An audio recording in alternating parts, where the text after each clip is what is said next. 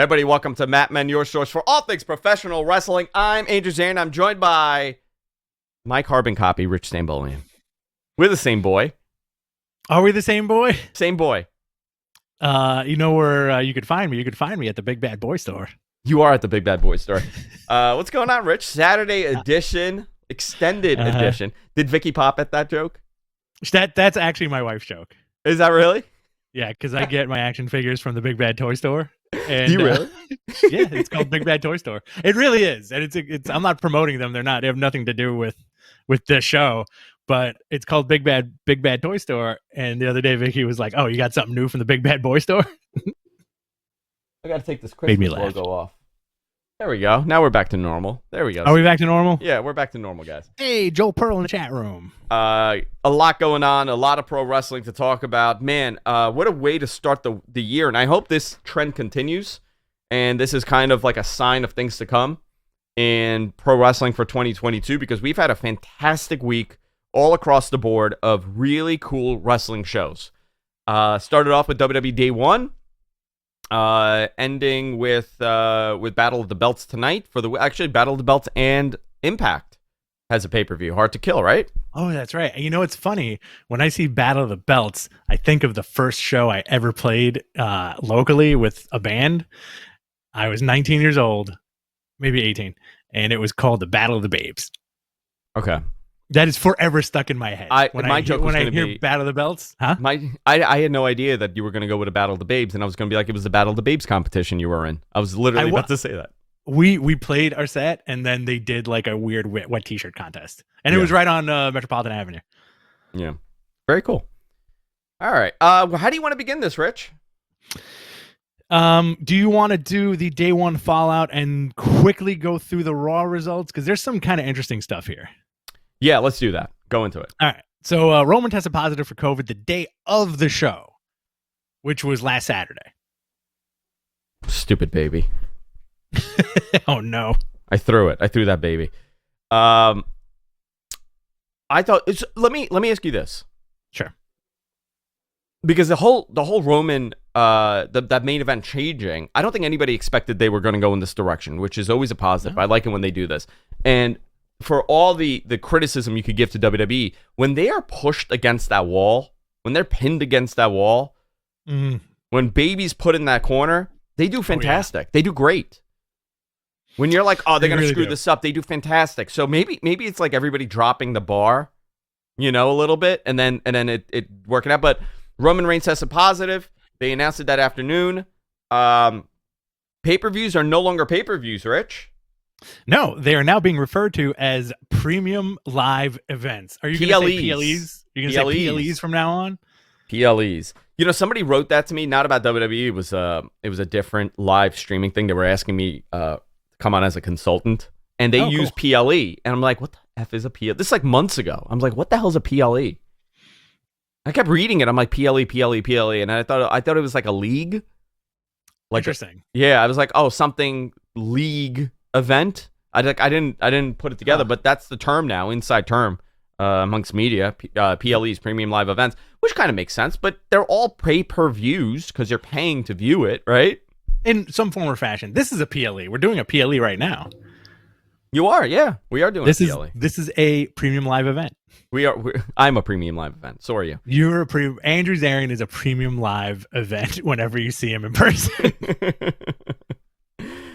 Drew legit got hurt. He has a neck injury, and he was written off TV with an injury per Fightful, so he's hurt, and that kind of changes the plans moving forward, because I believe he was going to be in the mix with Roman. That's how they were going to do this. Johnny Knoxville declares for the Royal Rumble. Rich Holland broke his nose by Ricochet by doing a shooting star press. Brock was added to the main event for the WWE title match, and he won by pinning Big E clean. Crazy. RK Bro with the Migos, defeated the Street Profits. I want to know what they paid Migos. Because, I had booked $75,000. Did you really? I had booked them for the club. So, and I know what I paid. Do you think this is one of those situations where it's like, I'm such a fan, you don't have to pay me? No. They paid him a lot of money. Interesting. They paid him a lot of money for this. Which is, You also glossed over. Go ahead. Go ahead. No, you go. Let's say you also glossed over the Knoxville thing. Were you a Jackass fan at all? No. Hated Jackass. I hate that kind of humor. Never did it for me. Really? Yeah. It makes me very uncomfortable. Because you don't want, you're terrified of getting your nuts hit. I just don't like it. It just makes me very, very uncomfortable. I don't like hurting humor. Interesting. I never knew that about you. Yeah. Made me very, very uncomfortable. Jackass 2 is a masterpiece, bro. Should watch it. Listen, I've seen it. I've seen all the I used to watch it. Like, it was when it was on MTV, like in the late 90s, 2000s. Like, everybody had it on, but it just I never really liked it. The whole Steve-O thing, I don't get. You don't get Steve-O? Don't get him. Steve was great, man. Yeah, don't get it. Don't get it. I know, dude. And I'm shocked you like it. Really? I'm really surprised by this. Yeah. Dude, I love Steve. I love all those dudes, except for Bam. And you don't care for Bam Margera. I don't care for Bam. I do love Knoxville and Steve-O and Pontius and Tremaine. Nothing. And Wee-Man. Nothing for me. Wee-Man's awesome. There's nothing. Is this the line? Is this the line we're drawing now? This is the line we're drawing. Jackass fans or non-Jackass fans? Yeah. Also, guys, if you're going to super chat us, we are going to answer those at the end of the show and get to them at the end of the show. Yes. Please don't feel like you're being ignored. But with the current format that we're doing, any super chats are going to be addressed at the end. Yes. Where were we? Becky Lynch defeated Liv Morgan to retain the title. It was the finish was wacky because she was supposed to put her foot on the ropes and miss the ropes. And the commentary had to save that by saying, like, oh, she didn't even need to cheat. She was trying to cheat, but she didn't even need to cheat because she got the pin. Usos defeated the New Day to retain the Tag Team Championship for the 800th time. We also saw it happen last night. Edge defeated The Miz. Beth Phoenix came out to chase Maurice, and there was a timing cue issue where she's just screaming, waiting for her theme to kick in. We'll say she can walk down the ramp. Raw, let's begin with this. Monday Night Raw. Paul Heyman came out with Brock Lesnar, who tells the crowd to acknowledge him. Heyman put over the other four guys big, especially Big E. Good job in that segment. And this is now we're getting this bizarre thing. So here's how there was a lot of speculation that Big E was going to win the match. I believe Big E at one point was probably going to win the match, but it was changed to Seth Rollins. And that kind of makes sense because that was the original singles match. They weren't going to have this 5-on-5 match. They were going to have a singles match. Right. And poor Seth got pushed out of this. All right. But we ended up with that 5-on-5. I think the big show in here was Bobby Lashley. That was the story of that match. Oh, yeah. So let's see. Raw, we'll do this very quickly. Yes, please. So because we have a lot of other stuff to get to and a lot of new stuff. Paul Heyman came out with Brock, tells the crowd to acknowledge him. Heyman put over everybody in the match. Also took shots at Roman for getting COVID. That was cool. And we got a match at the end of the show to determine the number one contender to face Brock Lesnar at Royal Rumble. And it was Bobby Lashley, Kevin Owens, Big E, and Seth Rollins. Really good main event. Yeah. And it's going to be Brock Lesnar and Bobby Lashley for the first time. This has been something that people have been wanting for a very, very long time. I believe when Lashley came back to the company, that was going to be the program that they were thinking about doing. I mean, every indicator was going in that direction, and they ended up going with his, like, look at my gluteus maximus gimmick. He would just strut his ass. Yeah. Just comes out strutting his butt. So that was strange. Where do you want to go from here? Because we got Raw Death. So do you want to go in order of days?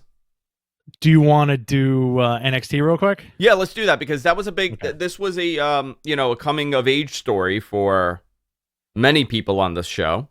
Yeah, and yeah, for sure. We saw this happen, and then we saw the releases happen, which we're going to go into. But very interesting stuff here, and the direction of NXT has totally shifted. Their ratings really held up for this. It was their highest rated show since last year's Halloween Havoc,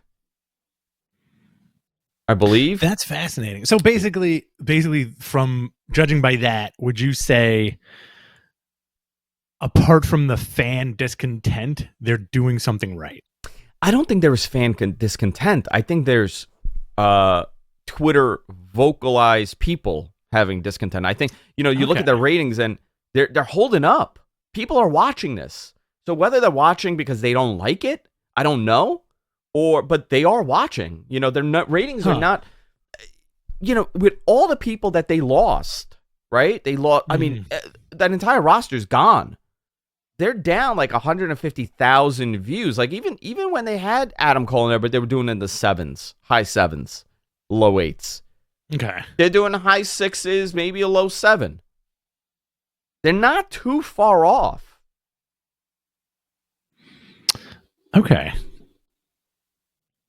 So, North American champion Carmelo Hayes defeated the Cruiserweight champion Roderick Strong to unify the titles. AJ Styles brawled with Grayson Waller, setting up the main event for next week. Matt Riddle and MSK. I don't like this combination, by the way. Why not? I would have much rather had Jeff Hardy with MSK. You know, that would have been really cool. I don't mind Riddle with MSK because they have the 420 connection going. Is that what it is? Yeah, I guess so, yeah. Yeah. So, dude, you know what we totally missed out on? Do you remember when Jeff got drafted? He cut this promo because he's like, you're going to see a Matt Hardy you've never seen before. Like, talking about like he's reinventing himself. He said we were going to see a Matt Hardy. Jeff Hardy said we were going to see a Matt Hardy. We're going to see a Jeff Hardy. We're going to see a Jeff Hardy. And I was like, and you were saying like, oh, maybe we're going to get Willow.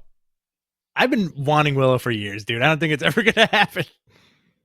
Love that movie, by the way. Oh, great movie. I think they're doing a prequel to it. To Willow? Yeah. Oh, really?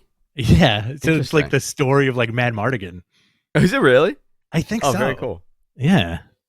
Very cool. Go ahead. What else do we have? Matt Riddle and MSK defeated Imperium. NXT Ladies Champion Mandy Rose defeated Cora Jade and Raquel Gonzalez in an ODQ triple threat. I think they're going to keep that belt on Mandy for a while. Hold on. My kid is screaming. Oh, let me yell at them. Hold on. All right. I just yelled at him. Maybe that's something you shouldn't say while we're live. Screaming at him. I'm going to yell at my kids I'm right now, yell at my kids. Hang on. Give me a second. I got to yell at my kids. All right. And then what else do we have here? So we can move on from NXT. Von Wagner attacks Chase U and a random fan, which was a plant. Braun Breaker beat Tommaso Ciampa to win the title with using a Frankensteiner, one with the Steiner recliner, but he came out and kicked down the last remnants of the black and gold NXT symbol. Yeah. His entrance foreshadowed the next day's news. It's very interesting. Like, this clearly was planned. You know, I don't think these releases probably came as a shock. I'm speculating. The NXT releases probably came as a shock to the fans, other than internally. That's very true. They probably prepared these guys ahead of time and be like, look, like, out with the old, in with the new. Sorry, it's just business. You know how it goes. And with that being said, please go into it.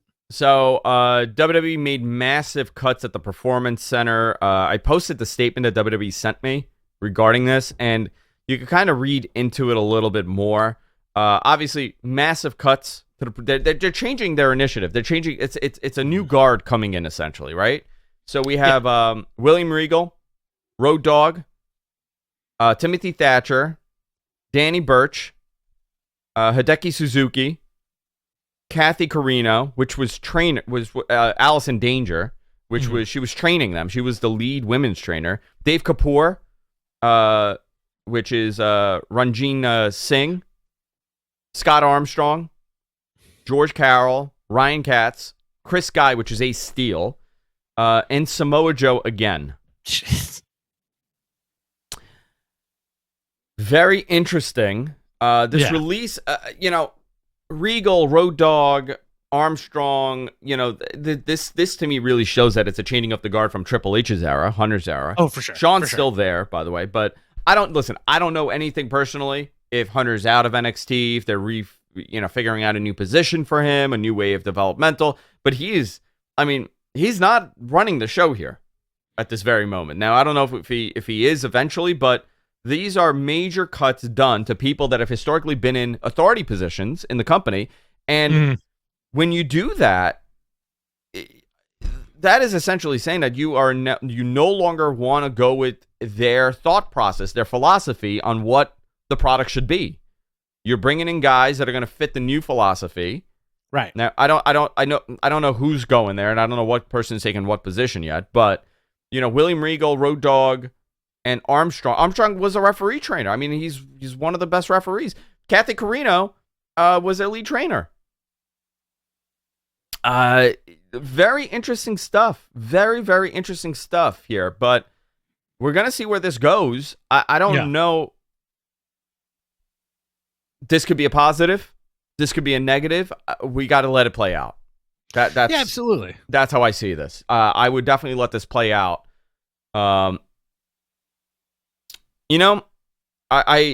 Regal put out a very nice message saying, pretty much like there's no animosity, there's no bad feelings. WWE saved his life. Yeah. I know Road Dogg feels very positive about them too. Oh yeah. Dude, now we could finally get a New Age Outlaw reunion in AEW. Well, it's happening. I think they're doing a signing together like immediately. Oh, excellent. And it's funny, like all these guys are going to land on their feet. Of course, I don't think Road Dogg can use his name if he goes to AEW. No, but it'll be Brian James. He'll be Brian James. I think for me personally, I think the Samoa Joe thing combined with what's going on with the rest of wrestling. So now that's the interesting piece, right? Samoa Joe. What do you think happens? In my fantasy land, Samoa Joe tears through AEW and New Japan and Impact and just destroys everybody. He becomes the biggest monster in pro wrestling. If you're Tony Khan, you really have to think who you're bringing in now. Because, for sure. For me, I would definitely have Samoa Joe and Keith Lee in my top two. Mm-hmm. Over Bray Wyatt, over Braun Strowman. You have all these tremendous releases. Mm-hmm. Who are going to be two people that are going to be able to give you what you want. And listen, all these guys are fantastic, right? There's 80 or so wrestlers that are free agents right now that could come over. But listen, Samoa Joe is a guy that's beloved, and even by casual WWE fans, I have to tell you this. It's rare that you get a guy that is so beloved on the independents and so beloved by P1 fans that it converts over and is beloved by casual viewers. And he's one of those guys that is beloved by casual viewers way more than Keith Lee. Listen, Keith Lee, we love what he's able to do because we've seen the best of Keith Lee. Oh, for sure. WWE never got to see that. And so we're a little bit biased in our viewpoint because we've seen him perform at such a high level. Samoa Joe performed at a very high level in WWE on the main roster. His match with Brock Lesnar was cool. He had some great, awesome matches, and he's believable. That's the thing. You look at this guy and he's believable. So is Keith Lee. Keith Lee's believable. I mean, he's a big teddy bear, but I want to give him a hug. You don't want to give Keith Lee a hug? I want to give him the biggest hug. Biggest hug, man. And it's like gentle. It's not like he doesn't hurt you. It's very gentle. Keith, listen. When I see you, can I give you a hug? Just a nice hug, like a nice friendly. But I'll rest my head on your shoulder for like a little too long. Just a little too long. What would you do if you met Keith Lee and he was like 6 inches shorter than you? I'd be so upset because I'm not that tall. 5'9.5" on a good day. I'd be so upset. I'm like, dude, what happened? So here's another interesting story. Walter has wrestled his last match in NXT UK. I know that he got his visa, and I believe he got married. Him and his wife are thinking about moving. So he's definitely coming to the States.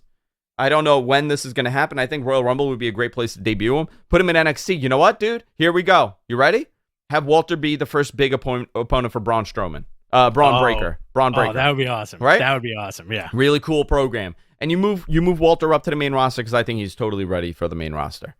Have him just do like a nice quick program over there. Build him up as like this monster killer, and move him to the main roster. You know what would be cool? And this is very out of left field. Yeah. Put Walter with Roman in that stable as an enforcer. Can he dress up like in the whole getup, or you think that wouldn't pass on TV? What do you mean? Like a little with the jacket? I think he would. You think they'll keep that gimmick, like that very strong gimmick? I think that would be cool if you had. Picture this. So you have Walter in Roman's corner at some point as some kind of enforcer. They have a match, blah, blah, blah. And then at some point you get a program between Walter and Omos. Give me the best way WWE could ruin Walter. Comedy character. Yeah, Bruno. Yeah, German comedy character. Austrian comedy girl. Whatever like nonsense ideas they have rattling around backstage for like, it'll be really great for Walter. Let's make him the Swedish chef. Yeah, let's make him the Swedish chef. Walter's shorter than Roman, by the way. Oh, interesting. He looks gigantic. He's 5'7", dude. You don't know that? You don't know that? He's kayfabe 5'7". So wrestling, this bizarre universe that we were in where everything's split. The universe is split and they merge. Yeah. Jeff Jarrett is showing up in GCW and he attacked Effie. And now you've set up a match between Effie and Jeff Jarrett to possibly take place, I believe, at the Hammerstein. I think that's going to be fun. I think, listen, I have nothing against Jeff Jarrett, but I think one of the funniest things I've ever heard about him is that he broke 10,000 guitars over people's heads and never sold a dime, never made a dime off of it. He never sold a ticket. Yeah. He broke all those guitars, but never made money off it. I think that's such like a weird, funny assessment. But isn't Jeff Jarrett also like almost kayfabe wise like the downfall of anything? Like, yeah. I have tremendous NWO. PTSD from TNA. Yeah. I can't listen to that TNA theme. When I hear it, my brain just malfunctions. I just curl up in a ball and start crying. And then I think of the King of the Mountain. NWO, the TNA stuff. Yeah. Four Horsemen. Four Horsemen, him pseudo joining the Bullet Club. He did join the Bullet Club. Anaheim, great. NJPW is returning to Access in March, right after Impact on Thursdays. I think this is pretty cool. Very cool. Yeah, very, very cool stuff. Since we're on NJPW, let's go into this. New Japan, Wrestle Kingdom 16. Attendance was low, obviously, due to regulation. They had 12,047 paid fans for night 1 and 6,300 fans for night 2. Listen, am I shocked by this? I don't know, because I was one of these people. There was no buzz for this show. Yeah, it's unfortunate. I think it got overshadowed by a lot of stuff. New Japan has taken a big hit in the last couple of years as far as what they could do, what they can't do, the lack of foreign talent, the lack of people being able to go over there and work. Losing a lot of people, and also like over the last few years, they've banked on big surprises during Wrestle Kingdom. Like there was like that sweet spot of like 2015 to 2019 where you had like Jericho, Moxley, Kenny Omega, like all these guys wrestling on the card. Yeah. And, Naito, Okada, like your top Jay White, like your top guys. And no Jay White on any of the Wrestle Kingdom stuff. How is that possible? I think it might be a travel thing, if I'm not mistaken. Yeah, I mean he's in Florida, right? I believe he's in Florida, but I mean that is something. And I have to tell you, like, very little buzz about this. Nobody was really talking about it. People really didn't care. I feel bad, but I also, some of the booking has been weird, very Americanized booking happening in New Japan right now, which I don't necessarily think is a huge positive for them. Interesting. There's a whole bunch of issues with New Japan right now for me, and we'll go into this. You want to run down the card really quick? Yeah. So Wrestle Kingdom night 1 out of 75 nights. Night 1 of 18.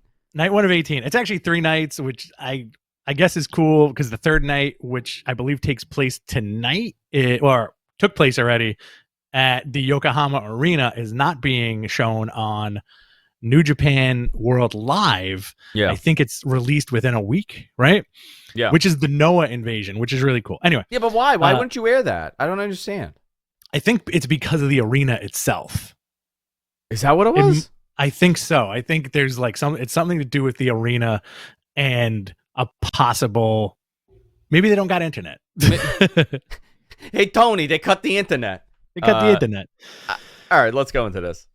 Wrestle Kingdom Night 1, the King of Pro Wrestling 2022 New Japan Rambo, Chase Owens, Toru Yano, Minoru Suzuki, and CIMA advance. Yo defeated Sho. That was a fun match. Kenna, Taiji Ishimori, and El Phantasmo beat Rocky Romero, Taguchi, and Tanahashi. trying to keep that Bullet Club strong. Jeff Cobb, Will Ospreay, and Great Okan, the United Empire, beat Sonata, Bushi, and Naito. Those Ingobernables de Japón. Shibata made his in-ring return, beating Ren Narita, who looks exactly like Shibata. So that was kind of fun to watch. I have a question for you. So the last 2 days I've been very disconnected from stuff. So the story with Shibata, this match is very interesting. It was going to be an exhibition originally, right? They had said that it was going to be an exhibition match. They weren't going to have like a full match. It was going to be very safe. And I think Shibata came out and like went into business for himself. That's what people were saying. And he's like, F it, we're going to have a real match. And he had a real match. It was very hard. It got very hard hitting at one point. It did. Like classic Shibata. But he was protecting his head as he should. He was. It was fantastic. Did you know that they had to put his brain back in? Did you know that they took his brain out and they put it back in? You read that, right? I did read that. Did you guys read that? First of all, was it from The Observer?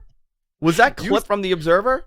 You sent me the paragraph. I'm not sure who wrote it, but apparently when Shibata suffered his injury, his brain had to be taken out of his head and then put back in his head. I'm like, and I'm like, bro, I don't even know if that's possible. And then MG Geek writes, he goes, so wait, they gave him a brain transplant? I'm like, can you imagine? I'm like, first of all, no, you didn't get a brain transplant. I'm like, he's not himself. If it's like, whose brain did they put in his body?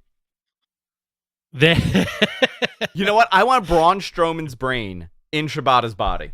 What am I doing in here? What am I doing in here? Whoa, what am I doing in here, dude? And Shibata's brain in Braun Strowman's body? In Braun Strowman's body. Yeah, that'd be cool. That would be freaking awesome. Listen, I'm not a doctor, but I'm pretty sure you can't take a dude's brain out and then put it back in 10 minutes later. Oh, my God. You can't leave it on the counter while you prepare the rest of it. Morbid says, it was accurate. They put Shibata's head on a new body. That's what that's what it was. It was inaccurate. It was a head transplant. It was a head transplant. There you go. But dude, he looked great, man. You know what? What a great. It's so ridiculous, right? Like this guy, he was very, very. He was not in good shape. By the way, I don't know where that quote was from. I'm just gonna say that I have no idea who wrote that. I don't know if it was in the Observer. I don't know where the hell it was.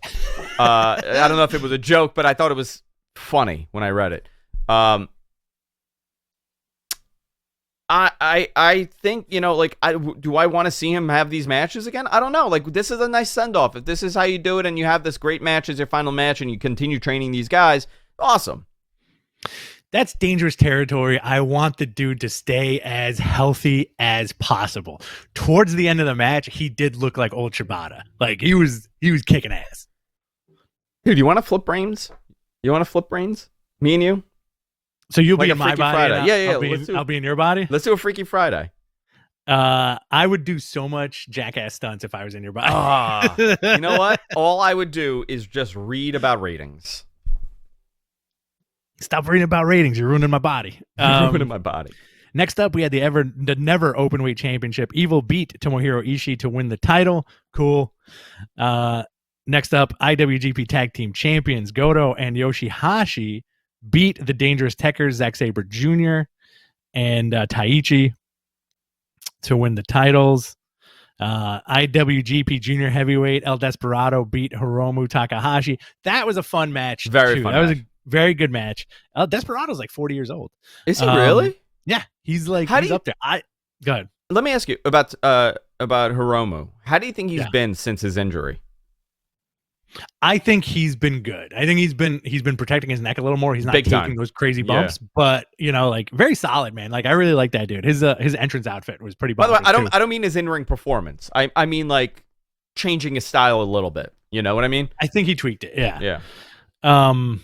And your main event, IWGP World Heavyweight Championship, Kazuchika Okada beat the champion Shingo Takagi to win. To take back, I guess, what is rightfully his, the IWGP Championship. Okada came out with the old belt, the old school belt. After he won, he bowed to the old belt. I guess this is really the end of the old belt. I hate Put on the new belt. It's a weird belt, but I think if anybody can make it look cool, it's Okada. Like the guy looks like a movie star, bro. He does. He really looks like a movie. I mean, what a He's a fascinating guy, and I think the story of Okada will be he never does North America fully, and he's like this star. When he finally comes here and he has a match in North America that does, like when he AEW or whatever he does, that's gonna be a one-off, and I don't think he'll be here. I think he's one of those like very protected people, like Tanahashi. I agree. I would say Tanahashi more with that statement than Okada. I can't see Tanahashi doing like an extended tour like Suzuki, but I think Okada could do the bigs. He could main event a bunch of stuff. Can you see either one of them in WWE? Ooh. In main roster.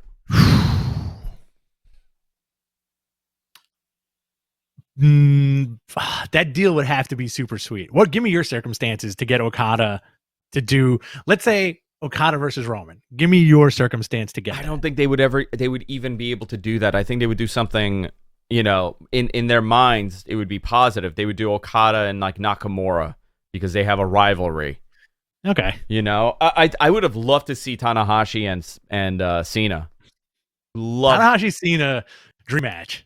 And you know what? And I would see John Cena doing like the Hulk Hogan thing, where like he's wrestling in Japan or he's wrestling like a prominent Japanese wrestler, and he starts wrestling like when Hogan does like a head scissor takedown on Muda, which is the most bizarre thing. And I got to tell you, Hogan's finisher in Japan, he should have just stuck with that, dude. That leg drop ruined his life. It effed up his back, huh? It really did. And he says it. He goes, I'm the biggest guy. I'm 6'8", and I could have done any move. And I picked dropping on my ass every single night over and over and over again. Come on, brother. Dude, the lariat is a great move. Fantastic. Oh, yeah. Like his double axe handle finisher in double Japan. Axe handle finisher, yeah. We also had Wrestle Kingdom Night 2. Yuji Nagata, Hanma, Togi Magabe defeated Bad Luck Fale, Jado Gito in the opener. You had Master Wato, Kojima, Tenzan beating Desperado, Taka Michinoku, and Kanemaru, Suzuki-gun. I can't believe Taka's still around. He's the best. Bushi, Hiromu, and Shingo beating Dookie, Zack Sabre Jr., and Taichi. You had your IWGP Junior Heavyweight Tag Championship, Robbie Eagles and Tiger Mask beating Taguchi and Rocky Romero, El Phantasmo, and Ishimori to retain the titles. Tam Nakano and Saya Kamitani beat Mayu Iwatani and Starlight Kid.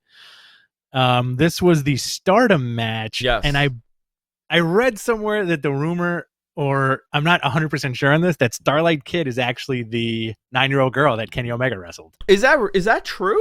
I read it as a rumor. I'm not 100% sure. I can't confirm it. Anybody know that? I don't know. You had your King of Pro Wrestling. Well, actually, I'm going to go back because the original rumor was that 9-year-old girl. It's me. Is Riho. Is you, Andrew. It's me. I'm the 9-year-old girl. You're the 9-year-old. You're the forever the 9-year-old girl. You had King of Pro Wrestling. Actually, I'm sorry. I'm going to go back. People were saying it's Riho who was the 9-year-old girl originally, but she's not. You had the King of Pro Wrestling 2022. Suzuki beat Toriano, Chase Owens, and CIMA to win the trophy. Very cool. Right, cool. Suzuki's had a great year. Yeah. Never open weight, 6-man tag. Evil, Takahashi, Sho, the House of Torture, beat Goto, Yoshihashi, your favorite, and Yo to retain the titles. Noah invades Wrestle Kingdom. A lot of promos thrown back and forth. I think that was a very cool moment. You got to see Muda. All about it. Sonata beat the Great Okan. Naito beat Jeff Cobb. Fun match. You had your IWGP United States Championship in a no DQ. Tanahashi beating Kenta to win the title.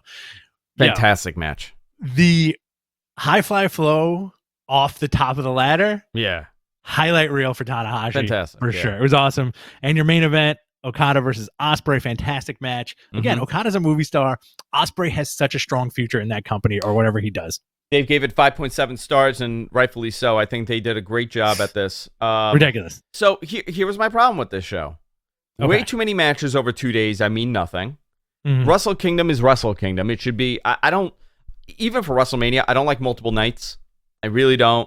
I think unless you have this mega card that you would say, oh my God. Like, listen, if you have a super hot product and you're working with another promotion and you have this ability to put together these matches that you really are intrigued to see because either they're really going to be good matches or intriguing matches that you've never seen before, I could see doing 2 nights. But for sure, to have it be so many tag matches, trios matches, it's too much. How many? 1, 2, 3, 4, 5, 6, 7, 8, 9, 10, 11 matches, 12, 13, 14, 15, 16, 17, 18, 19 matches over 2 nights. I'm sorry, 20 matches over 2 nights. Yeah, with That's no wild. real I always enjoyed, and this is like a minor gripe too. I think I love New Japan, but I always enjoyed, and I think you're gonna agree with me. Along Wrestle Kingdom, first 4 matches, I'm cool with your rumbles and your tag matches and your tournament matches. Yeah. But then when you get into that meaty, like those 6 main event matches, that's the bread and butter for Wrestle Kingdom for me. Interesting. Because they're all dude, bangers. I get it. You know, like listen, we were tape traders, right? Oh yeah. That's how we got into it.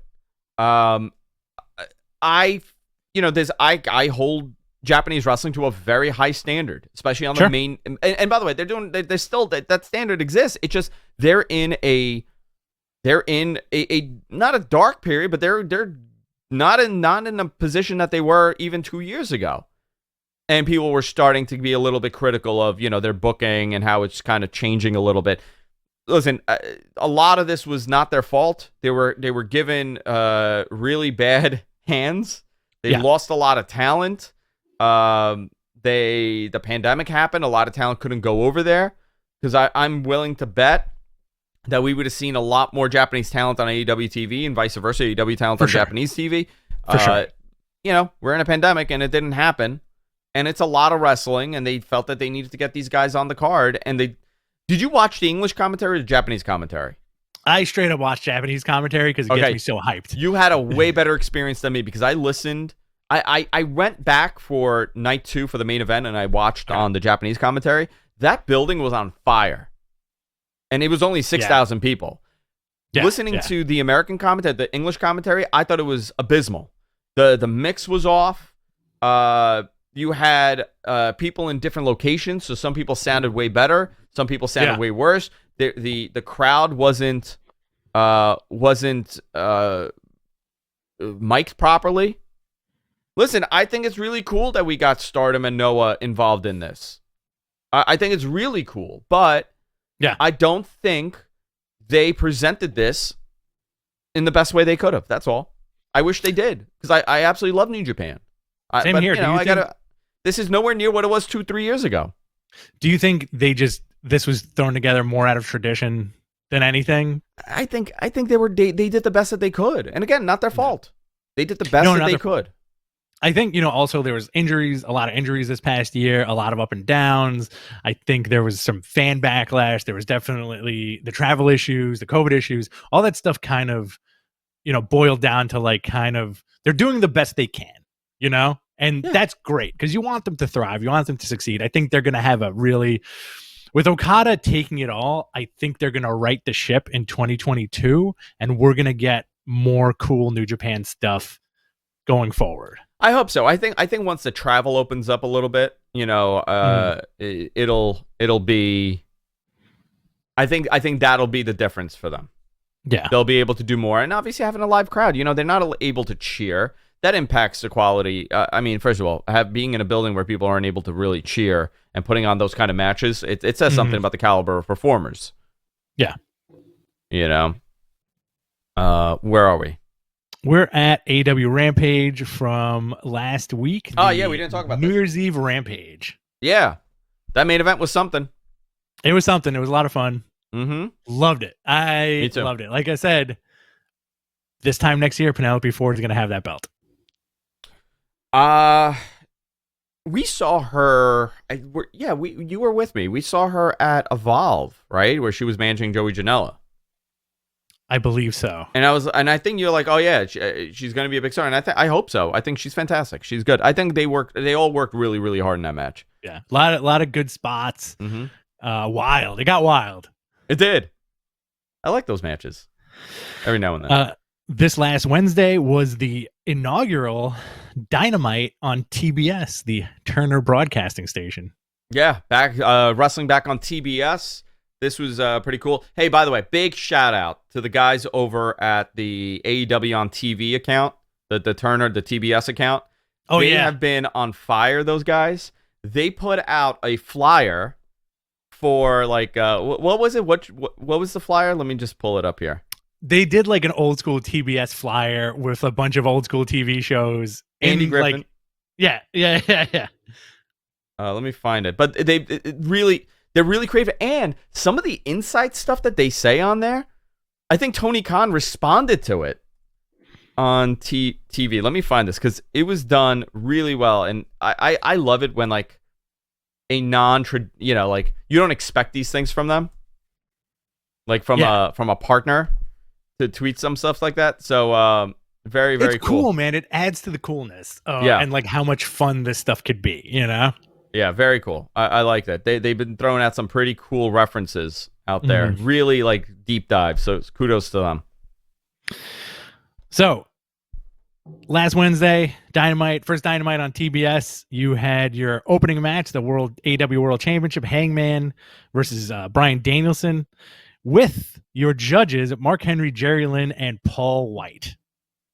Awesome. Okay. Did they or did they not do a terrible job at doing these judges?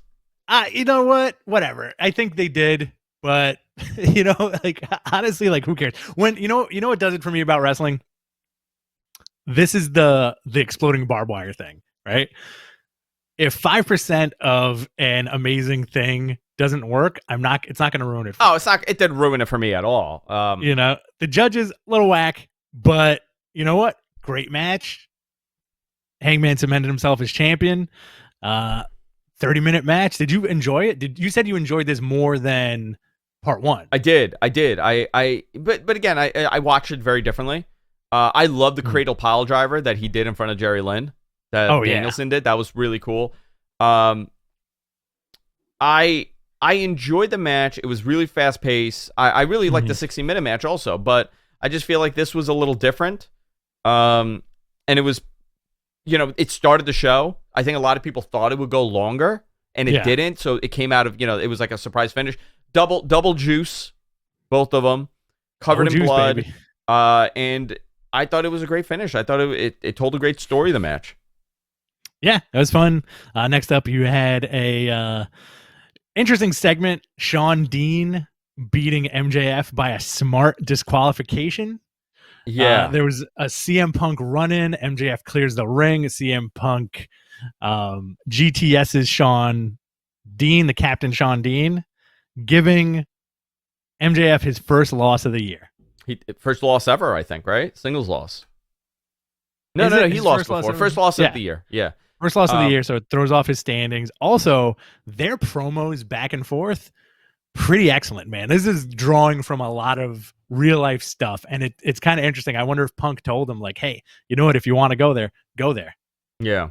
Well, that promo was fantastic. So the key points here from that promo were MJF saying something like, maybe in a couple of years I'll go and I'll headline WrestleMania. Yeah. Right? Something you've never been able to do, which a lot of people thought it was like a shoot, and CM Punk got angry at it. I'm like, dude, you think these guys didn't talk about this? Like, they're both very creative guys. Exactly. CM Punk comes back with the line of, something along the lines of, go ahead and feature night 4 of their buy one get 2 night, WrestleMania, and you're gonna end up here after they fire your ass or something like that, which was a nice comeback. These two have been fantastic back and forth. Oh yeah. Really memorable stuff. Really good chemistry. I just hope they have that chemistry in the ring. I do think, judging by the writing on the wall, I do think MJF is going to take the win over Punk. You think so? Punk doesn't need the win. He doesn't need the win, but I think this is a either way, I'm happy. Yeah, same here. Chris Jericho comes out, calls out 2.0. gets attacked by Daniel Garcia, but Kingston and Santana and Ortiz make the save. I like what they're doing with 2.0 and Danny Garcia. They're setting them up to be future players. Yeah, dude. I like them a lot. Like what a classic heel, you know? Mm-hmm. Just loud, obnoxious. It works for me. I think some people are annoyed by it, but I actually like it. I like 2.0. Jericho mentioned that this is the first time he's on TBS since April of 1999, where he lost to Booker T on Thunder. Very nuts. Next up, you had Wardlow with Shawn Spears beating Antonio Zambrano. And then you had your TBS championship match, Jade Cargill with Mark Sterling beating Ruby Soho. This was the finals of the tournament, and Jade Cargill won. She's the inaugural TBS champion. How'd you feel about this? So Jade Cargill came out, by the way, in a storm outfit. I was trying not to talk about it because it really did it for me. I know. And by the way, do you know why she came out as Storm? Why? Apparently, that's how she got a lot of popularity, because she did this awesome Storm cosplay, and she posted the photo, and it got really blew up a couple years ago. Oh, I remember that. Yeah. Do you remember that? Absolutely. Jade Cargill Ridiculous. Storm. There's a few images of her in that outfit with an amazing photoshopped cloudy background and all that. Yeah, very cool. Very, very cool gear on her. How'd you feel about the match? I thought it was fine. She's... Listen, they're booking her as a monster. I get it. She's not, she's not 5-star. She's not having 5-star matches, but she doesn't need to. I think everything, her look pulls it off. Yeah. The look is what's selling it, and I like the visual of it. I just hope that she gets way better and continues on, because there's something there was a great presence in her. Yeah. I just hope that it continues. You had up next Malachi Black versus Brian Pillman. I love how Malachi Black is just messing with the Pillman Jr. Pillman with the I guess the worked botch, right? Mm-hmm. Where he went on the top and then slipped, and that was a mistake where he murdered Pillman. But I really, guys, I know people from there listen. If you could send this to Pillman Jr., I'm dying, because I know it's going to happen. I'm dying for him to turn into the loose cannon. You really want that to happen? You think he's going to be pushed? I'm a big fan of his. I really enjoy him. Do you think Malachi Black, excuse me, do you think Malachi Black will push him far enough that he gets unhinged? I hope so. I don't know if that's going to happen. I think this program might be over by the looks of things, but I think there's something, I don't know. I was a big Pillman fan, so maybe that plays a big part in this, but I think, he's gotten stocky now. He's gotten bigger. Yeah. It's so weird to say, I get such a nice feeling from him. You know what I mean? I just want to see him be super successful in this. Same here, yeah.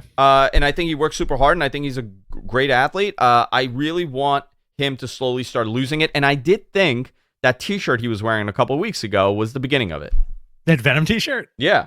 I think that was the beginning. Now, let me ask you this. What did you make of the lights going in and out during the entire night?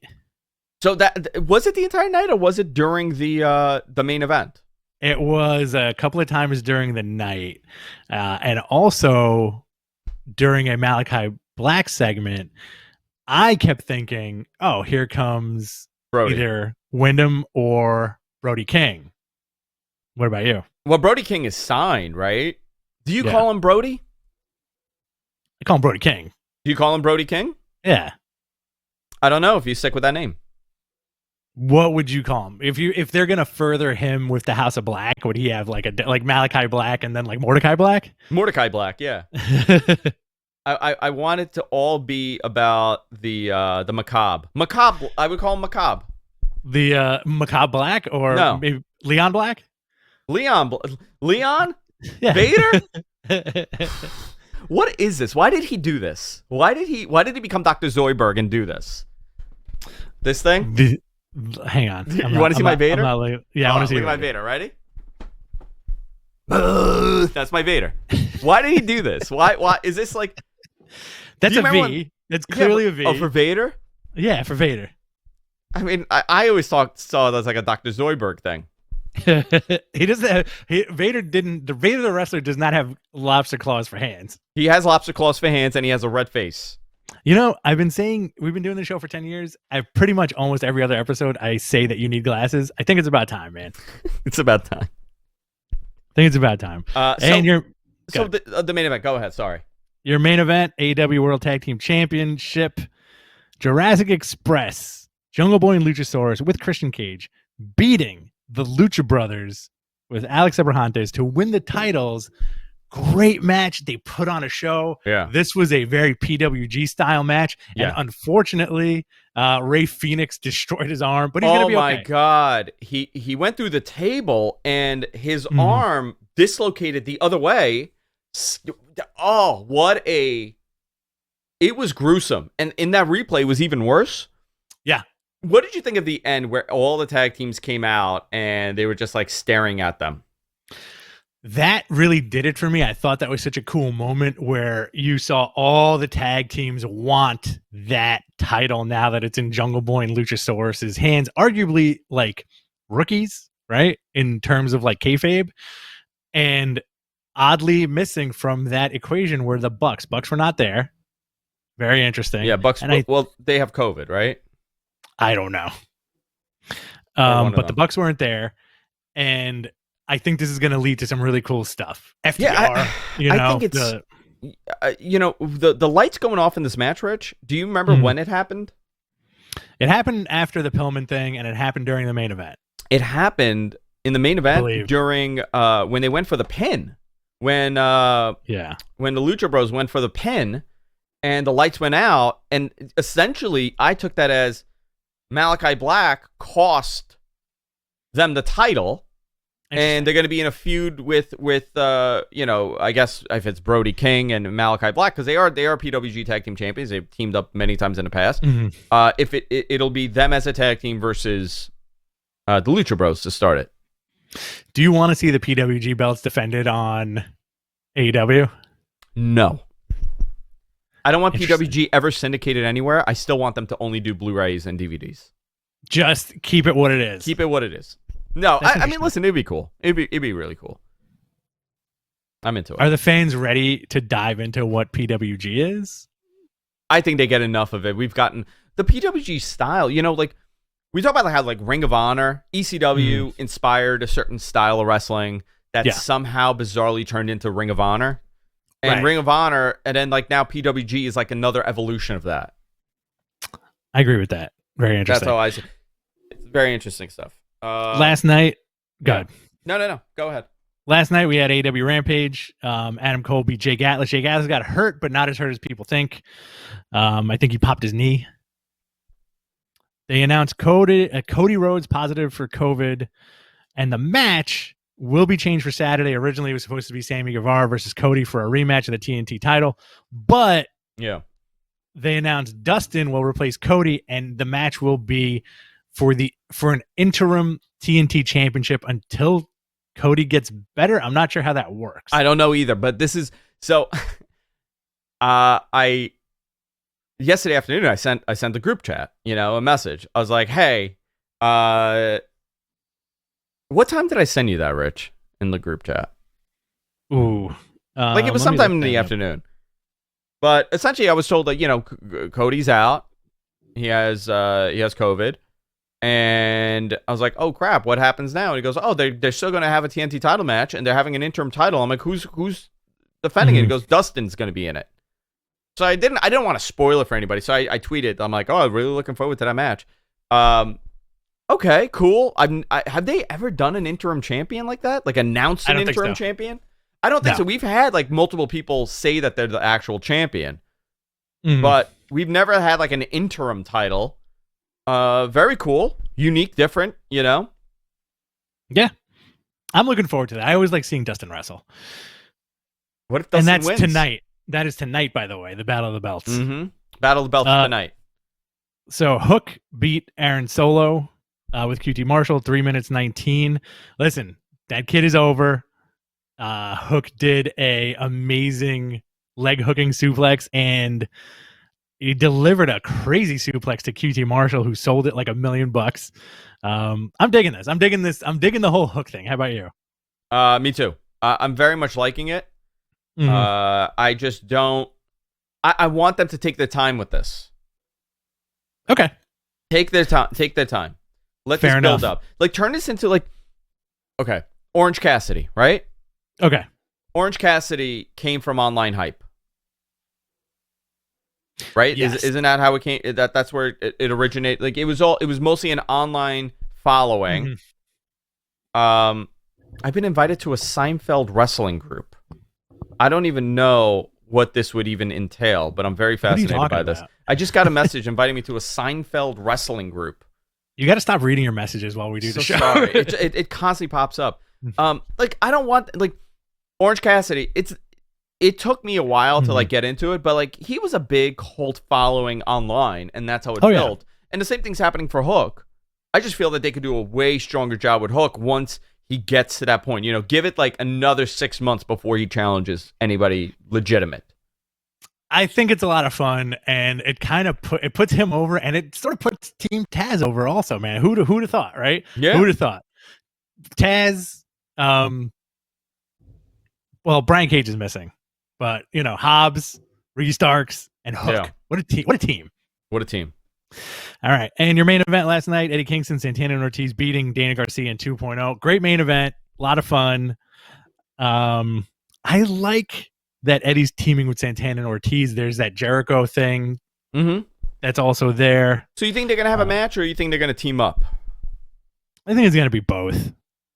Both. They'll do both. Okay. I think you and I have only been watching wrestling for 60 years. We've seen it all. We've seen it all. Tonight, AEW Battle of the Belts, interim TNT Championship match, Dustin versus Sammy. Andrew, who takes it? I think, you know, like both scenarios are great, right? Like, I can see Dustin winning somehow. Dustin gets the title, and now you get a brother versus brother match again. I would love that. With both titles on the line, and you do that thing again. Or two, Sammy wins, Cody and Dustin, like, they have like a big problem, right? And furthering Cody's bizarre superhero heel turn. You know, he's like furthering that Homelander gimmick where he like beats the crap out of Dustin for losing. I like to see both. I don't care. I'll go both directions. I don't mind that. I like the opening of like, you could also have Dustin almost turn on Cody and say, hey, listen, it's been a while since I held a championship. I kind of like how this feels. Yeah. You know, and then have them do the feud that way. You also have the AEW Women's Championship, Britt Baker versus Riho. I feel like this is going to be an excellent match. It should be. I think for Britt Baker, they need to now create new opponents. Yes. I think they've hit that wall where they need to create somebody new for her to face. Which they're doing a good job over the last couple, weeks. They've been really building other female talent on TV. We should go back to SmackDown for a minute, Rich, because we didn't touch on this. What did you think not at all. night? We skipped over because we wanted to get through everything. But what did you think of SmackDown? So SmackDown last night was interesting. I like the opener. Great opener. Fantastic great opener. Brock came out with Paul Heyman. Roman comes out. And there's like a weird Brock, Paul Heyman, Roman Reigns love triangle where... That's what it is. Paul Heyman has Stockholm Syndrome pretty much from being under the thumb of Roman Reigns. And Brock started kind of cussing out Paul. And then Roman's like, yo, man, don't talk to him like that. Yeah. Yeah, because first of all, he insulted him, and then he's like, nah, you can't talk to him like that. I'm like, what is happening here? What is going on? I thought it was cool. Yeah. I want to see those titles. I want to see a title for title match. I really, really do. Because think about it. We've seen this match 5 million times, right? Not tired of it. I'm not tired of it either, but if you want to up the ante as like the final time, you do a title for title, but who takes it? Yeah, I think Roman, I want them to do a unification. I think as cool as it is to having 2 belts on your shoulders, I want like whatever name they come up with, like the WWE Mega Super Champion or whatever the hell it is.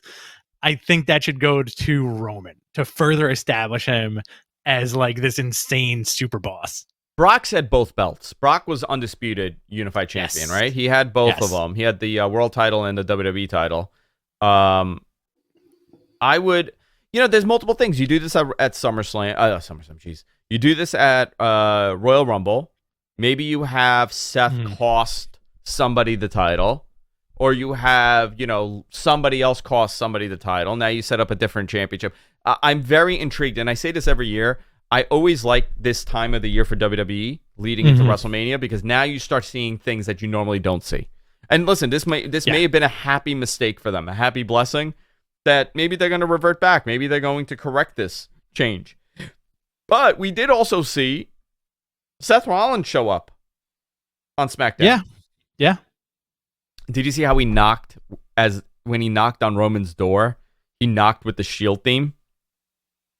Yeah, listen, they can go back to the well with that a million times, and plus they both have history with Brock Lesnar. I think they're gonna have a match. I think he's gonna face Roman.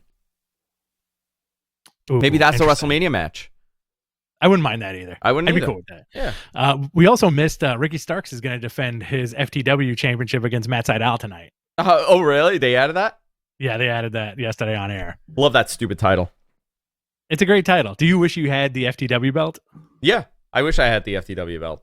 I like the old FTW belt. Remember the old FTW belt? Yes. It was a winged eagle. Yes, that was awesome. Do you want to do questions? Let's do it, boys and girls. Question time. Submit your questions in the chat room. We got about 15 minutes here. We're going to run down these questions and hopefully answer everything that you sent us. Guys, if you want your questions to get read immediately, feel free to super chat us if you're in the chat room. We're going to do those right now. All right, this first super chat is from our buddy Ryan Martins. $4.99. Thank you, Ryan. Regarding the NIL, I think Gable Steveson was the only one to get that ball rolling for WWE. His potential is through the roof, and I'm excited for him. Yeah, me too. I'm excited for it. He's obviously he's a star athlete. I just hope he transitions into professional wrestling, the right way. Absolutely. Not everybody's going to be a Kurt Angle. And there is a lot of that comparison where, this guy is going to be able to become that. I don't know. You got to give it time. You got to see how he is. It's a different program. He's very soft-spoken. Unlike Angle. Angle was deranged always, with his always promos. deranged, He was always deranged, which was great in a positive way. Roman versus, by the way, the match is Roman and Seth for Royal Rumble. Ooh, fantastic. Yeah, so that's happening. Okay, very, very interesting. Very, very interesting. I don't know. Do you think Gable Steveson will have a mega run? Again, my thoughts are, and don't take this verbatim, I just hope they don't. He's not one of those guys that they hire only to fire. I don't think so. I don't think so. I think he's gonna. I think they're gonna try everything to make it work. I want to see him succeed for sure, but I feel like we've been burned so many times in the last couple of years. Yep. All right. Next up, we got our buddy Bob Rowe, $5 for another episode of Giorgio Tsoukalis and the Ancient Armenians. Dude, they should do that about us. We came out of an egg.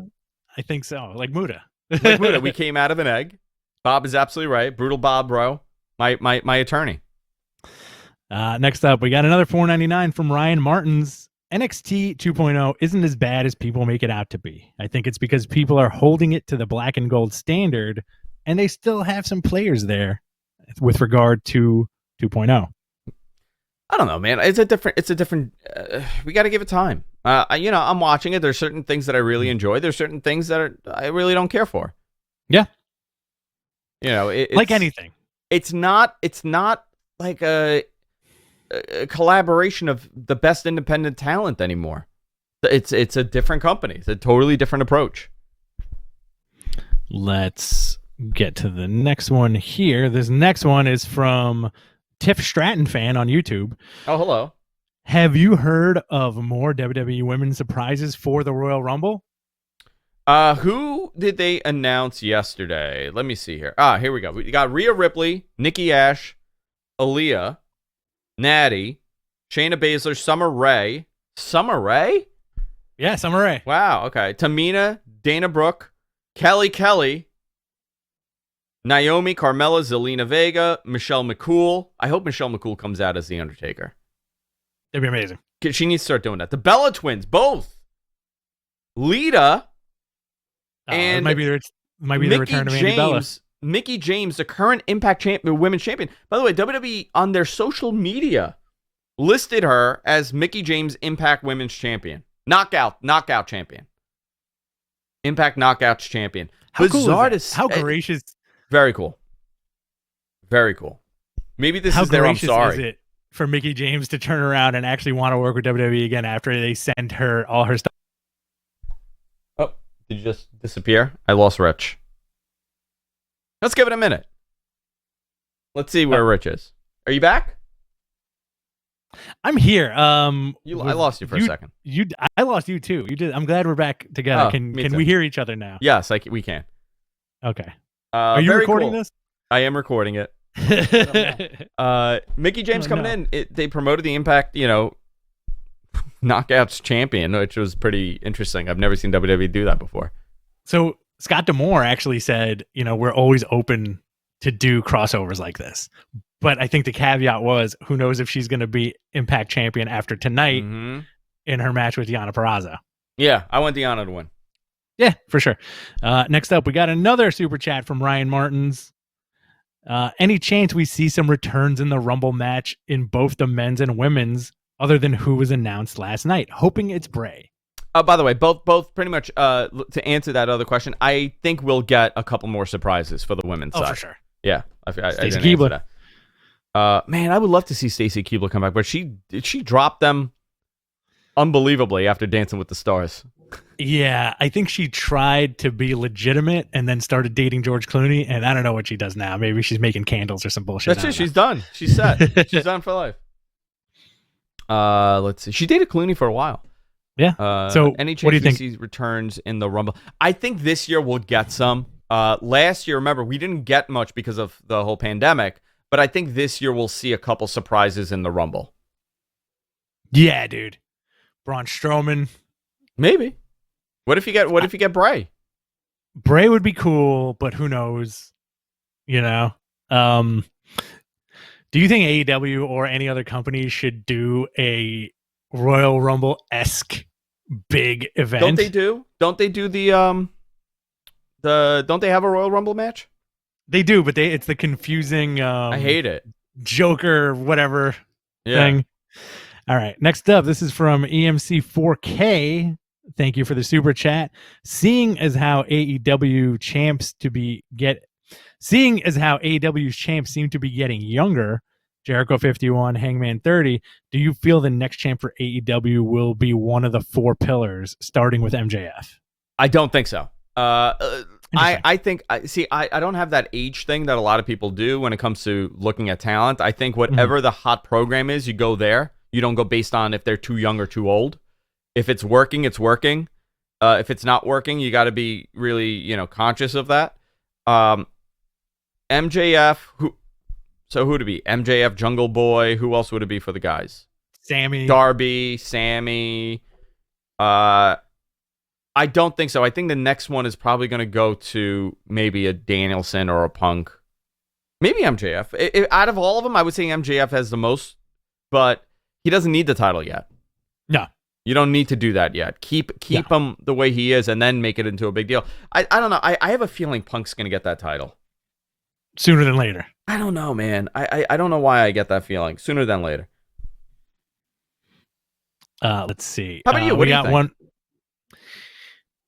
I think it's gonna eventually rotate between Sammy and Darby and MJF and Jungle Boy, but not for another few years. I also do think that when MJF gets that title, he's gonna hold on to it, much like Triple H, for a year and a half until like some kind of mega face takes it off of him, and who knows who that's gonna be. The guy's had some great feuds over the past couple of years.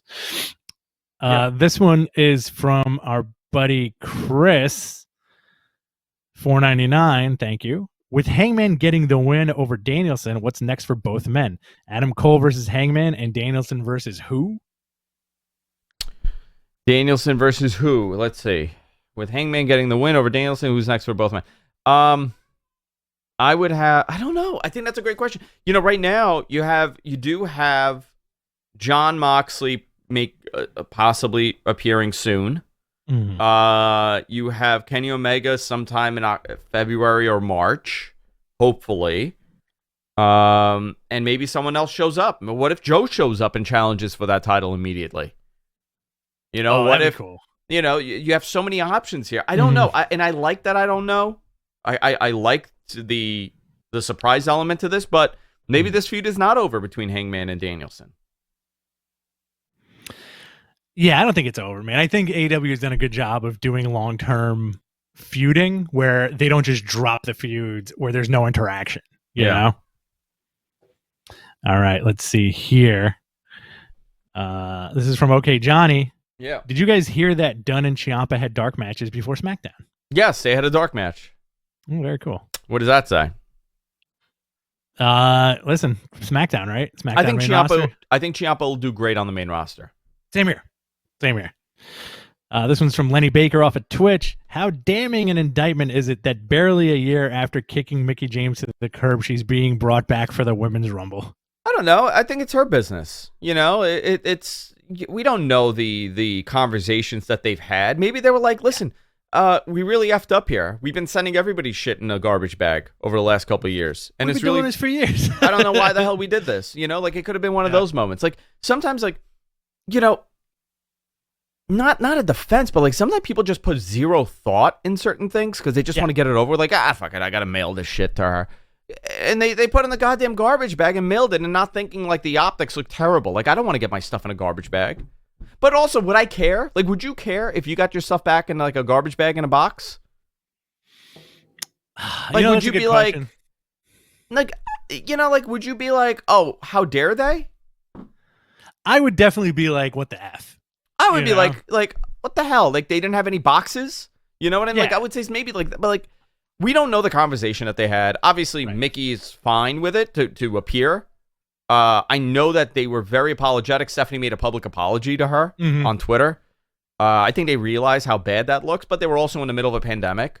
But again, that's not an excuse for them. But we don't know what was going on. And obviously, who knows? Mickie knows. And obviously, it was good enough for her to want to return back for the Rumble. I got a question for you. Yeah. So if you were in that situation, would you have rather they send you your stuff in a garbage bag or that they threw it out? If you called and were like, oh, I got some stuff over there. And then somebody was like, yeah, we threw that out. Oh, that happened to me. That happened to me when I left my job a couple of years ago. Oh, I had a bunch of shit there. I told them I'd come get it. They said, okay, no problem. I was like, listen, I'll be back I never went to pick it up. They never called me and somebody threw it out. That sucks. And I was like, you know what? That's my fault. I should have picked it up. All right. Moving on. This is from Orion.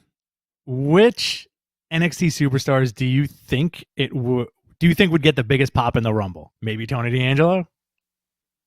Braun Breaker. Braun Breaker for sure. I honestly don't think the main roster knows who Tony D'Angelo is. I don't think the people that watch or have any concept of him. No. Even the people that watch NXT. We're into it. We find it funny. We're into the gimmick. But I don't think anybody in the world really is sold on it totally, other than for sure. Mega fans of wrestling. You know who'd get a big pop? Mandy Rose. Mandy Rose will get a huge pop. Oh, you know what? Yeah. Maybe she'll show up in the Rumble. Yeah, I think that would be cool. That's a possibility. This is from Morbid478 on Twitch. Does Mickie James come out to hardcore country for her WWE music? Oh, dude, Morbid. This is the best question ever. Love the freaking Morty. Opening up his third eye on DMT. I would love to have hardcore country. You know what? And that would be such a nice little nod. Yeah. Yeah, for sure. I'm into that. This next one is from Donde Estás on YouTube. Any news about WWE's pay-per-view in the UK this September? Other than they're having a pay-per-view there, I don't know beyond it right now. I know that the story, some people were saying it was going to be in Wales. And then I was told that that's too soon to say that they're going to have it in Wales. But the person I spoke to said, does it make sense to have it there when all the media connections are all in London? You know, Interesting. Yeah. So I don't know. I know that people reported different areas in the UK. If I was doing it, I would say you want to stick to where you're going to get the most possible press, and that's being in London. So where would they do in London? They could do. Like they're doing a stadium. Yeah, they could do Wembley, right? Yeah, I think so. Definitely. Bigger the better, right? Yeah. This is off of Twitter. This is from @Mox4Life. Is there any chance in seeing both Noah and AEW working together, since AEW already have a partnership with other cyberfight companies like DDT and TJPW? I don't know. I'd like that. I wouldn't mind that either. I wouldn't mind that. You want more Muda. I would like Muda, but here's listen. I would love Muda. Yeah. And I you know what? I'm gonna predict something. I think we're gonna see Muda show up on AEW in 2022. Like full Muda. This thing? Like when he comes out like this? Yeah, when he's like doing this thing and he's got the mask on and he's spraying everybody down. I don't see Tajiri. By the way, that beautiful Muda painting that you drew for me, that you painted for me, I absolutely love. I look at that thing constantly and I say, what an unbelievably talented human being you are. I appreciate that. I absolutely love it. I actually am gonna start doing more wrestling related artwork. Dude, why don't we do it live? Can you do it in one sitting? I think I could do it in one sitting. Is it like, do you normally do it in one sitting or no, you go back? I go back usually. I'll take a break, I'll do stuff. But let's see. Maybe we could do it. Oh, that'd be cool. Like a tip, like a donation one where like people just tip for you to continue doing it. And then whoever wants to buy it could buy it at the end. Yeah. I think that's freaking, you know what? I absolutely love that. I love it. I was thinking about doing like smaller pieces. I'll show you a couple of them that I did last year. But we'll figure that out. That's a art men. Art men. All right, this next one is from Toon77, another super chat. Yeah, thank you, dude. Raquel has to debut at Royal Rumble, right? She's done all she needs in NXT. I think she could show up in Royal Rumble. Yeah. I think she's great. She's impressive to look at. She's big, strong. Yeah. She can show up. I think you're gonna get a lot of NXTs like Io Shirai maybe showing up. Dakota Kai. Did you lose me? No, I'm just listening. Oh. I just like hearing you sometimes. Just listen to my voice? All right. Just like listen. You ready for another one? Yeah, let's do it. This next one's from Charlie Orr, our friend Charlie. What's up? Do you think Ronda Rousey wins the Royal Rumble match? That would be dope if she faced Becky. That would be pretty cool. That would, but I don't think she just had the baby. She hasn't been training for wrestling. I do think we're going to get that match. I just don't know when. Maybe that's a maybe that's a SummerSlam match. Maybe that's a WrestleMania match next year. Maybe that's a special match somewhere. They definitely want to come back to Ronda Rousey. Ronda just needs to be, in the mood. Yeah, I think so too. I think that would be such a cool thing. But she was fantastic for them. And looking back, and I know a lot of people poo-pooed on her for whatever reason. I think her presentation was fantastic. I think her in-ring was super impressive. Yeah. She looked great. She was believable. I was really a big fan of Ronda Rousey in WWE. I liked her. My one dumb gripe is I was never a fan of the weird, wacky, zany eye makeup. Oh, the eye makeup was terrible. But that was like a mistake. Don't make her look like Mac from Always Sunny being the Nightman. Exactly. That's my gimmick. That's what I do. Was it a tribute to the Nightman? I think it was a Nightman, yeah. All right, let's see here. This is not in the queue, but this is from Supersonic X. Who will be number 30 and shock the world in the Women's Rumble? Asuka, Alexa Bliss, Bayley, or Sasha? You know what? What if they do like Paige? Ooh. Not saying it is, but like for me, that'd be fun. Paige, Bayley, Trish Stratus would be cool. Trish Stratus, yeah. What if you have Trish eliminate Lita and you set up a WrestleMania match between Lita and Trish for the final time? I wouldn't mind that either. I would love I feel like that would be like a barn burner. Love both of those. Love both of them. Lita and Trish. Love them equally. Absolutely. Let's see what else we got here. This is from Brendan Taylor on YouTube. Are there any budget cuts this year? Yes. We got the first set. Yeah, we're also going to fire MG Geek. We're firing MG Geek. No, I think this is a common thing now in the company. They're constantly going to reevaluate. You're looking back every couple of months and seeing what's working, what's not, and cut your losses. A very different corporate structure, man. This is the first time in this company's history that you don't have somebody in the wrestling business, essentially like George Barrios and Michelle Wilson. Like they were fine, but they came in when McMahon was like still Vince doing everything. Barrios was there for 20 years. This is the first time we've seen somebody come in, not from wrestling, has a very high success rate outside of pro wrestling in sports, corporate structures and things like that. Built a tremendous team. I don't think anybody's ever done that before in that company. And you have non-wrestling people running a wrestling company fully. Yeah. I think this is a very different WWE that's not under the spell of a McMahon. And I'm not saying that in a negative way. I'm not saying that that's a bad thing. I'm not saying it's a good thing. I'm just saying it's a very different thing for a very different company. Nick Khan is not he doesn't have like a booking philosophy and running a company on the corporate side. He runs numbers. He runs a corporate business. So yeah, budget cuts are going to be there. Do you want to end it on a high note? Yeah, whatever. This is from Chris Farrell, member for 5 months. Great show today. Saturdays are fun ones. Whoa, yes. I like Saturday shows. Me too. I like it. I do like the Saturday morning. I get some coffee, get a workout in. Yeah. Get some chilling. I don't have any pants on. Yeah, I got pants on. My kids just came back from Taekwondo, and guess what I'm going to do? I'm going to karate them. I'm going to karate them. I found my gi. Oh, I gotta see this. I got it. I'll send you a photo of it. I'm gonna put it on. I'll send you a photo. I still got the big Greek flag on it. See, I didn't have that one. I didn't have that one. We were in a cult. We were in a cult. No thanks. No, yeah, you didn't have the flags. You didn't have the patches. I didn't have the flags. No, I had all the patches. I had the Korean flag on mine, not the. No, I had the Korean flag. I have the Greek flag. I have the WTF. I have the Taekwondo Federation one. I'm like a Joe Rogan. I'm gonna start kicking things like Joe Rogan. Oh, memories. Yeah.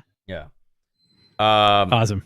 Yeah. So I'm gonna give them a little karate lesson, like Effie used to give us.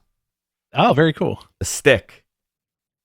Rich and I went to a fanatical Taekwondo school where this older Greek lady used to beat us with like a piece of tree that she like cut off a tree, and she's just beat the shit out of everybody, all the kids. We were I cannot believe that's a real thing. It was a good experience. It was a fantastic experience. Yeah, it was fun. Yeah. All right, guys, that's it for this week. Rich, anything you want to add? No, thank you guys for tuning in. Please subscribe to us on YouTube. We're trying to get this follower count up. We're almost at 6,000. We want to hit 60,000. We want to be able to do this more for you. Sign up to Patreon, patreon.com/MattManPodcast. And we're going to try to produce more content during the new year. Yeah, guys. Check it out. Yeah. Awesome. All right, guys, that's it for this week. See you all later. Bye-bye for now.